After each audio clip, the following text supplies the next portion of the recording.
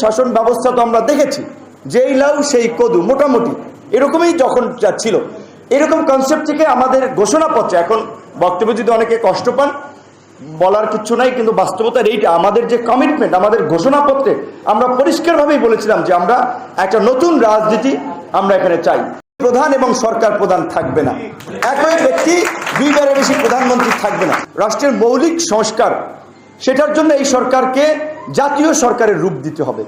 জাতীয় সরকারের রূপ দিতে হলে বিএনপি, জামাত, গণ অধিকার, বিভিন্ন রাজনৈতিক দল বলেন, অন্যান্য রাজনৈতিক দল, অনেকগুলো দল বলে তো অনেক সময় লাগবে। আমি বলছি মেজর পলিটিক্যাল পার্টি, বুই4 নাম সর্বস্ব পলিটিক্যাল পার্টি খুঁজে তো লাভ নেই।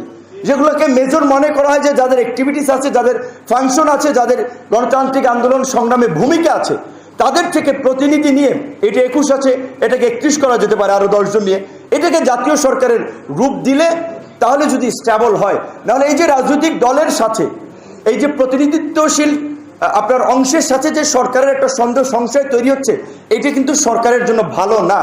এবং এখানে আমাদের একটা সংখ্যা আছে, ইউনূস স্যারের মতো একজন ব্যক্তি, তার যে অবস্থান এবং মর্যাদা, তিনি তো কোনো বদনাম নিশ্চয়ই নিবেন না। তো যদি দেখে যে রাজনৈতিক প্রেশার তৈরি হচ্ছে ইলেকশনের জন্য, সংস্কার হোক বা না হোক, আমার ধারণা তিনি তার এই বদনাম নিবেন না, তিনি অতি দ্রুত সময়ের মধ্যে একটা ইলেকশন দিয়ে দিতে পারেন। তো ইলেকশন যদি হয়ে যায়, সেই ক্ষেত্রে আমরা তো দেখেছি 90-এ 3টা রাজনৈতিক জোট, বিএনপির নেতৃত্বে ছিল, আওয়ামী লীগের নেতৃত্বে ছিল, বামদের নেতৃত্বে ছিল, তারা 3 জোটের রূপরেখায় কমিটমেন্ট করেছিল যেই বিষয়গুলো পরবর্তীতে ওই সেই ইয়ার মতো, কবিতার মতো কেউ কথা রাখে নাই। যে যেই ডাকসুর সর্বদলীয় ছাত্র আন্দোলন হয়েছিল, সেই ডাকসু তো আওয়ামী লীগও দেয় নাই, বিএনপিও দেয় নাই। গত কয়েক বছর, 28 বছর পরে একবার আমরা ভিপি হওয়ার সুযোগ পেয়েছিলাম। তো সেই ক্ষেত্রে যুব অধিকার এই মুহূর্তে যে একটা এজেন্ডা নিয়ে সামনে আগাতে চাচ্ছে, যে তরুণ ছাত্র যুবক তরুণদের মতামত রাষ্ট্র গঠনে নেয়ার জন্য তারা বিভাগীয় পর্যায়ে যে তারুণ্যের সংলাপ শুরু করতে যাচ্ছে, এটা অত্যন্ত সময়োপযোগী কাজ। আমি মনে করি যে এইটা তাদেরকে ছাত্র যুবকদের পাশাপাশি সমাজের চিন্তা, সৃজনশীলতা নিয়ে যারা কাজ করে, সিভিল সোসাইটি কিংবা ইহসান মাহমুদ ভাইদের মতো যারা সংগঠক, তরুণ বুদ্ধিজীবী, তাদেরকেও এখানে কানেক্টেড করা দরকার। তারা সেপ্টেম্বর থেকে শুরু করবে, আশা করি তার মধ্যে দিয়ে তারা বেশ কিছু সংস্কারের চিন্তা ভাবনা তারা সরকারের কাছেও পৌঁছাতে পারবে। সরকার রাজনৈতিক দলগুলোর কাছে সংস্কারের প্রস্তাবনা চেয়েছে। আমরা কিন্তু 42টা রাজনৈতিক দল, বিএনপি সহ, আমরা কিন্তু 31 দফা রাষ্ট্র সংস্কার একটা রূপরেখা দিয়েছি। এটা কিন্তু বিএনপির একক কর্মসূচি না। আজকে এক ভাই বলেছেন ইসলামী আন্দোলনের যে 2বারের বেশি প্রধানমন্ত্রী থাকতে পারবে না, এটা কিন্তু আমরা ওই 31 দফায় আমরা দিয়েছি। এমনকি আমাদের দল ঘোষণা হয়েছে 21 সালে, আমাদের দলের গঠন এই ঘোষণাপত্রে আমরা কর্মসূচিতে বলে দিচ্ছি যে একই সাথে একই ব্যক্তি দলীয় প্রধান এবং সরকার প্রধান থাকবে না, একই ব্যক্তি 2বারের বেশি প্রধানমন্ত্রী থাকবে না। এরকম বেশ কিছু রিফর্ম আমরাও দিয়েছি। তারপর সমন্বিতভাবে কিন্তু রাজনৈতিক দলগুলো আমরা 31 দফা কর্মসূচিটা দিয়েছি।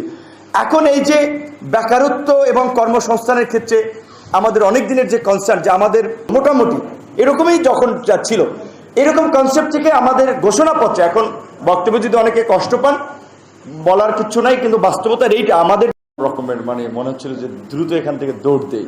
কারণ হচ্ছে এত গরমের মধ্যে, প্লাস হচ্ছে আমি আসলে এই 6 তারিখ থেকে বের হওয়ার পরে কোনো রেস্ট নাই। সকালবেলা আপনারা দেখেছেন যে সরকারি কর্মচারীদের, যে বিভিন্ন অধিদপ্তরের কর্মচারীরা তাদের বেতন এবং পদের বৈষম্য নিয়ে প্রেস ক্লাব একটা প্রোগ্রাম করেছিল। আমার থাকার কথা ছিল 11টায়, আমি সেখানে গিয়েছিলাম 12:30টার দিকে।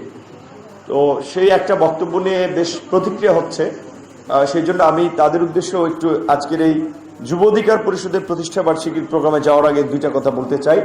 প্রথমত আমি পরিষ্কারভাবেই বলেছি যে আমরা একটা বৈষম্যহীন মানবিক কল্যাণ রাষ্ট্র গঠনের চিন্তা থেকেই আমরা 2018-তে কোটা সংস্কার আন্দোলন শুরু করি, এবং সফল আন্দোলনের পরেও আমাদের দাবি দেওয়া তো আদায় হয়েছিল। আবার কোটাটা এবার আদালতের মাধ্যমে এসেছিল।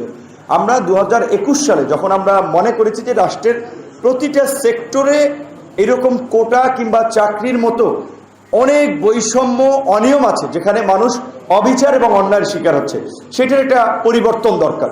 যেই কারণেই আমরা কোটা সংস্কার আন্দোলন থেকে এই রাষ্ট্র সংস্কারের আন্দোলনের অংশ হিসেবেই আমরা বলেছি যে এই বিদ্যমান দুর্বৃত্তায়িত রাজনীতি, ডায়নাস্টি বেস রাজনীতির বাইরে একটা অল্টারনেটিভ পজিটিভ পলিটিক্স এই দেশে থাকতে হবে। একটা থার্ড পার্টিকে এনিহাউ বেরিয়ে আসতে হবে, কারণ এই দুই দলের সেই জায়গা থেকে আজকে সরকারি কর্মকর্তা কর্মচারীদের মধ্যে বিশেষ কর্মচারী নিচের লেভেলের আপনার উচ্চমান সহকারী মান সহকারী সাত লিপিকার এরকম, তো তাদের বৈষম্যটা হচ্ছে যে যারা সচিবালয় বঙ্গভবন গণভবনে চাকরি করে একই আপনার যোগ্যতা নিয়ে একই পদে ঢুকে তাদের বেতনের গ্রেড হচ্ছে সম্ভবত 10, আর যারা অন্যান্য অধিদপ্তরে থাকে তাদের হচ্ছে 14। এইটি নিয়ে তারা দীর্ঘদিনের ক্ষোভ এবং আন্দোলন সংগ্রাম। আমি বলেছি আমি আপনাদের দাবি দেওয়া আদায় করার জন্য, এই বৈষম্য নিরসন করার জন্য আমি শেষ পর্যন্ত থাকব। কিন্তু পরিষ্কারভাবে আমরা একটা কথা বলেছি যে এই মুহূর্তে কোনো আন্দোলন সংগ্রাম করা যাবে না। আমরা আলাপ আলোচনার মধ্যে দিয়ে আপনাদের দাবি আদায় সহ যাদের অভিযোগ আছে সেটা আমরা পাশে থাকব, কিন্তু সরকারকে স্টেবল করার জন্য এখন আনকন্ডিশনাল আমাদেরকে সমর্থন দিতে হবে, কাজ করতে হবে। সো এই মুহূর্তে কোনো ধরনের মাঠের মুভমেন্ট কিংবা অযথা একটা প্রেস ক্লাবে গ্যাদারিং, এই আপনার শাহবাগে গ্যাদারিং, এইটাতে আমরা সমর্থন দেব না নৈতিকভাবে, এটা আমি একটু ক্লিয়ার করে নিলাম।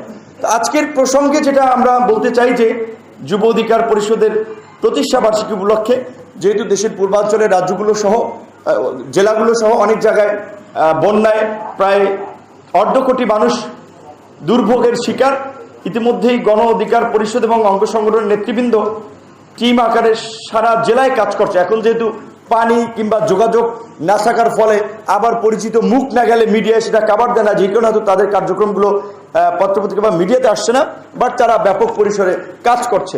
এবং যেই কারণেই তারা আজকে এই যে প্রতিষ্ঠা বার্ষিকীর প্রোগ্রামগুলো যেভাবে হয় সাধারণত কেক চেক কেটে সেভাবে জাঁকজমকপূর্ণ না করে বিভিন্ন যুব সংগঠনের নেতৃবৃন্দকে নিয়ে, এবং আজকে বোধহয় 2 জন বিশেষ অতিথি ছিল যারা তরুণ সাংবাদিক, শিল্পী, সাহিত্যিক, সংস্কৃতি কর্মী হিসেবে পরিচিত, আমাদের এহসান মাহমুদ ভাই, আরেকজনের আসার কথা ছিল আমাদের নতুন যে প্রেস বাসসের যে আপনার পরিচালক পদে নিয়োগ পেয়েছেন মাহবুব মোর্শেদ ভাই, তারা আগেও যুব অধিকার ছাত্র অধিকার আমাদের সাথে সবসময় ছিলেন। আজকের একটা প্রোগ্রাম পরে আসতে পারেনি, তাদের 2 জন শুধু অতিথি ছিল। এবং আজকের একটা আলোচনার টপিক ছিল যে গণঅভ্যুত্থান পরবর্তী তারুণ্যের দেশভাবনা শীর্ষক। আমি গতানুগতিক কথা, আমি এখানে 2-3টা কথা বলে আমার আলোচনাটাকে আমি শেষ করে দিতে চাই। আর আমার মনে হয় পরবর্তীতে আমাদের নেতৃবৃন্দের খেয়াল রাখবেন, এই বিকালের প্রোগ্রাম করলে টেলিভিশন পত্রপত্রিকার মধ্যে শেষ করা দরকার, না হলে তারা এটা